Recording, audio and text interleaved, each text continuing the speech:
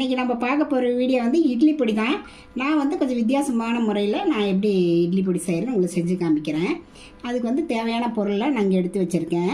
இதில் வந்து துவரம்பருப்பு வந்து ஒரு கப் எடுத்திருக்கேன். இந்த எந்த கப் எடுக்கிறோமோ அந்த கப் நான் மெஷர்மெண்ட் வச்சுக்கலாம். அப்புறம் கடலைப்பருப்பு வந்து அது ஒரு கப்பு, குண்டு உளுந்து வந்து ஒரு கப் எடுத்திருக்கேன். பாசி பருப்பு அது ஒரு கப் எடுத்திருக்கேன். கொள்ளு வந்து ஒரு கப் எடுத்திருக்கேன். அப்புறம் பொட்டுக்கடலை வந்து அரை கப்பு, வெள்ளை எள்ளு ஒரு அரை கப்பு, அப்புறம் காஷ்மீரி மிளகாய் சாதாரணமாக நம்ம யூஸ் பண்ணுற மிளகாய் சேர்ந்து ஒரு 15 மிளகாய், அப்புறம் கருவேப்பிலை வந்து காய வச்சு அதில் ஒரு கப் எடுத்து வச்சுருக்கேன். அப்புறம் பெருங்காயத்தூளுங்க. இதெல்லாம் நம்ம ஒன்றா போட்டு வறுத்துக்கலாங்க. ஒரு கடாய் அடுப்பில் வச்சுருக்கேங்க. கடாய் சூடானதும் அதில் வந்து கடலைப்பருப்பை வந்து வறுத்துக்கலாங்க. இதை வந்து மீடியம் ஃப்ளேமில் வச்சு வறுத்துக்கணும். ரொம்ப ஹை ஃப்ளேமில் வச்சோம்னா பருப்பு வந்து சீக்கிரம் சேந்துடும், உள்ளே இருக்கிறது வேகாது, ஒரு மாதிரி கருக வாடை அடிக்கும். மீடியம் ஃப்ளேமில் வச்சு அப்படியே வறுக்கலாங்க. பாருங்க, இந்த அளவுக்கு வறுபட்டால் போதும். இதை வந்து ஒரு பிளேட்டுக்கு மாற்றிக்கலாம். அடுத்தது உளுந்தை போட்டு வறுத்துக்கலாங்க. இதே மாதிரி மீடியம் ஃப்ளேமில் வச்சு நல்லா வறுக்கலாம். பாருங்கள், உளுந்து நல்லா சிவந்துருச்சு பாருங்கள். வெள்ளையிலேருந்து எப்படி சிவந்துருச்சு. இதை எடுத்து கொட்டிடலாம். அடுத்தது துவரம் பருப்புங்க, அதை போட்டுக்கலாங்க. அதே மீடியம் ஃப்ளேமில் வச்சு நம்ம வறுத்துக்கலாம். பாருங்கள், துவரம் பருப்பு நல்லா வறுபட்டுருச்சு. இதை எடுத்து பிளேட்டில் மாற்றிக்கலாம். அடுத்ததான் பாசி பருப்பு அப்படியே வறுத்துக்கலாங்க. இதையும் மீடியம் ஃப்ளேம்லேயே வச்சு வறுத்துக்கலாம். பாருங்கள், பாசி பருப்பு இந்த அளவுக்கு வறுபட்டதுன்னா போதும். இதை எடுத்து பிளேட்டுக்கு மாற்றிக்கலாம்.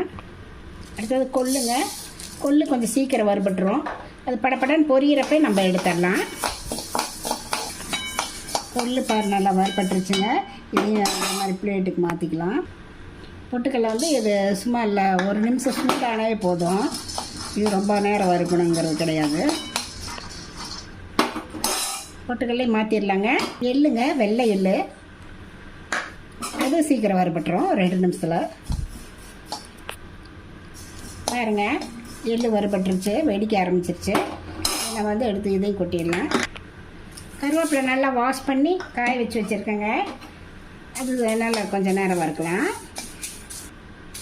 கருவேப்பிலை நல்லா வறுபட்டுருச்சு, அதையும் நம்ம எடுத்து மாற்றிக்கலாம். காஷ்மீரி சில்லி மிளகாய் கூட நம்ம வீட்டு மிளகாயும் சேர்த்து ஒரு 15 மிளகாய் பக்கம் வச்சுருக்கேங்க. இது கூட கொஞ்சம் உப்பு போட்டு நல்லா வறுத்துக்கலாங்க. எண்ணெயில் ஊற்ற வேணாம், இதுலேயே எப்படியே வறுத்துக்கலாம். பாருங்கள், மிளகாய் நல்லா வறுபட்டுருச்சு. இதையும் நம்ம இதில் எடுத்து கொட்டிக்கலாம். இது கூட பெருங்காயம் கொஞ்சம் எடுத்துருங்க, ஒரு ஸ்பூனு. இதில் சூடாக இதில் போட்டு எல்லாம் ஒன்றா கலந்து நம்ம மிக்சியில் போட்டு அரைச்சிக்கலாங்க. பாருங்கள், எல்லாம் அரைச்சிட்டு வந்துட்டேன். இதில் வந்து குட்டி குட்டியாக மினி இட்லி செஞ்சு அதில் வந்து நல்லெண்ணெய் ஊற்றி பெசரி வச்சுருக்கேன். இது வந்து இதில் வந்து இப்போ புரதச்சத்து நார்ச்சத்தெல்லாம் இருக்கிறனால குழந்தைங்களுக்கு வந்து லஞ்ச் பாக்ஸாக கூட நம்ம செஞ்சு கொடுத்தோம்னா அதுங்க வந்து விரும்பி சாப்பிடுவாங்க. ரெண்டாவது எள்ளு போட்டிருக்கறனால அது கால்சியம் சத்து கூட இருக்குது. ப்ரெக்னெண்ட்டாக இருக்கிறவங்க இதை வந்து தவிர்த்துருங்க. இதை வந்து நீங்களும் இந்த மாதிரி ட்ரை பண்ணி பார்த்துட்டு எப்படி இருக்குன்னு ரதியா சமையலுக்கு சப்ஸ்கிரைப் பண்ணுங்கள், லைக் பண்ணுங்கள், ஷேர் பண்ணுங்கள். அடுத்த வீடியோவில் வேறு ரெசிபியோடு சந்திக்கிறேன்.